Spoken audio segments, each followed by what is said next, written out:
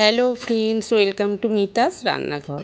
আজ আমি আপনাদের বানিয়ে দেখাবো শীতের স্পেশাল নরম তুলতুলে খেজুর গুড়ের রসবড়া।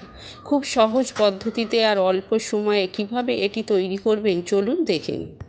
রসবড়া তৈরির জন্য আমি এখানে নিয়েছি 200 গ্রাম বিউলির ডাল। ডালটার আমি সারা রাত খুব ভালো করে ভিজিয়ে রেখেছিলাম। এখন জল ঝরিয়ে ডালগুলো মিক্সার গ্রাইন্ডারে দিয়ে দিচ্ছি।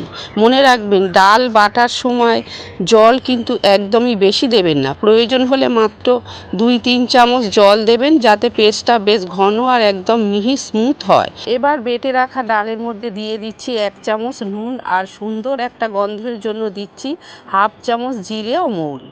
এবার সব উপকরণ দিয়ে ডালটাকে খুব ভালো করে ফেটিয়ে নিতে হবে।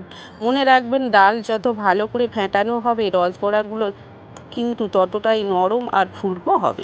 ডালটা ঠিকঠাক ফেটানো হয়েছে কিনা বোঝার জন্য এক বাটি জলে অল্প একটু ডাল বাটা দিয়ে দিচ্ছি। দেখুন, এটা সুন্দর ভেসে উঠেছে, তার মানে ডালটা একদম তৈরি। এবার কড়াইতে তেল গরম করে বড়াগুলো একে একে দিয়ে দিচ্ছি। মাঝারি আঁচে উল্টে পাল্টে বড়াগুলো হালকা লাল করে ভেজে তুলে নেব। খুব বেশি কড়া করে ভাজার দরকার নেই, হালকা লাল হলেই এগুলো রসের জন্য তৈরি। এবার অন্য একটি পাত্রে 2 কাপ জল আর 2 কাপ খেজুরের গুড় দিয়ে ভালো করে ফুটিয়ে রস তৈরি করে নেব। রস ফুটে উঠলে গ্যাসের ফ্লেম বন্ধ করে দেব। এবার গরম ভেজে রাখা বড়াগুলো রসের মধ্যে দিয়ে 30 মিনিটের জন্য ঢাকা দিয়ে রেখে দেব। এতে বড়াগুলো রস খেয়ে একদম নরম আর রসালো হয়ে যাবে। দেখুন, রসবড়াগুলো একদম রসালো আর নরম হয়ে গেছে।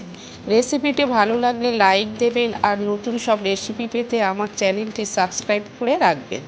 আজ এই পর্যন্ত, দেখা হবে পরের ভিডিওতে। সবাই ভালো থাকবেন, সুস্থ থাকবেন, ধন্যবাদ।